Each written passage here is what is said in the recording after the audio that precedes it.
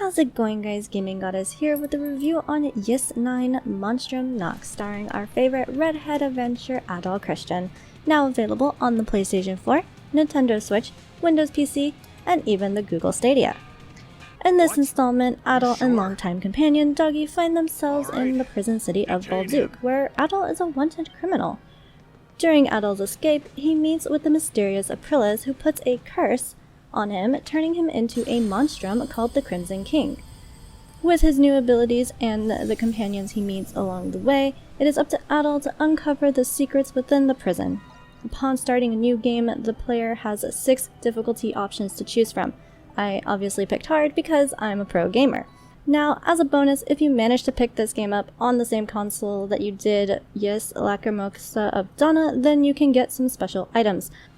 Unfortunately for me, I could only find this game on the Switch at the time I picked it up, so it looks like I won't be able to access these items, but there is still free DLC available.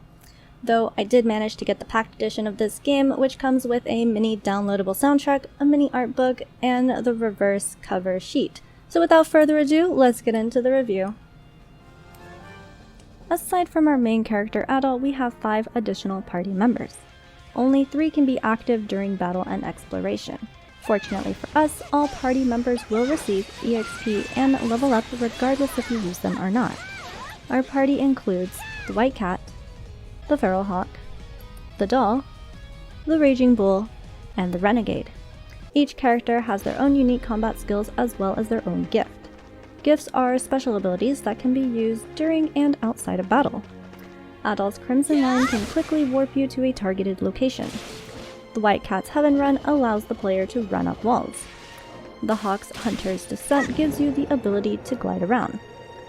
The Doll's Third Eye is good for spotting secrets or things you might have missed, such as enemy or treasure. The Raging Bull's Valkyrie Hammer can bust down certain walls as well as stun enemies for a longer period of time, and it deals greater damage than the regular attacks. Lastly, the Renegade's Shadow Dive allows the player to dive their way into the floor to access little nooks and crannies that were harder to reach. It also protects the players from enemies' attacks and can even drain enemy HP. This game features 2 different battle scenarios, one taking place in the Monstrum Nox, where the player will be faced with a siege or a purge. The main objective of the siege is to eliminate all waves of enemies while protecting the sphere. The main objective of the purge is to destroy all the Lacrima within the time limit. Grimwald Siege is story-based, and the purge is an optional event that the player can do when they want to unlock any of the non-story-based locations.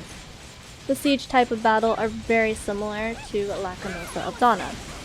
While you fight the continuous waves of enemies, there are other non-party members there to help you out with healing effects and status buffs.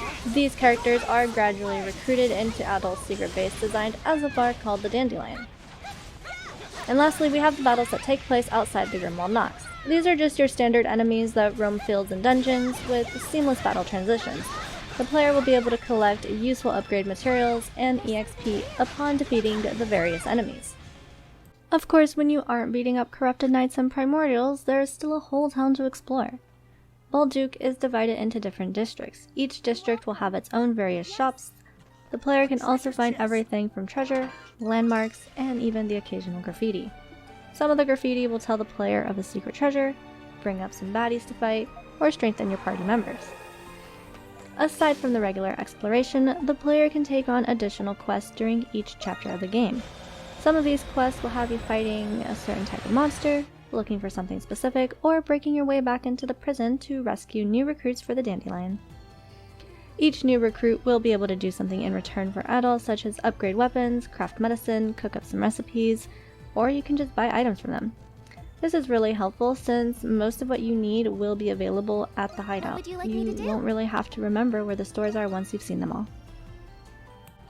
Overall, I love the fact that you have so many different difficulty options right at the start of the game. It really gives the player the choice to take on the ultimate hardcore challenge in the first playthrough. Though it's not recommended, but if you wanted to, you most certainly could. The story was very interesting with all its unexpected twists. I love that we start with Adol escaping from a prison, setting up the why and how did we get here in the first place. Now, a couple of downsides to the game would be that there are a few dialogue options that we can make, and there really isn't a significant difference. When talking to certain characters, it may change how fast their affinity for you goes up, but nothing major will be affected. I would like to see the Yes games give us more options and it actually changes something like a good ending or a bad ending. Also, the game really lacks the ability to fish. I could just be spoiled because Yes 8 had such of a good fishing mechanic, but yeah, I kind of wish they brought it back. Though I don't really see it working with this particular game or even working with this particular part of Adol's life, though maybe they could have given us the option to fish and then cook the fish. But again, just my opinion. Other than that, if you enjoy the Yes series or just like playing action RPGs in general, I highly recommend checking it out. Yes 9 Monstrum Nox gets an overall rating of 9 out of 10. If you like this video, go ahead and leave a like. If you want to see more videos like this one, then let me know. Maybe anime reviews or convention reviews.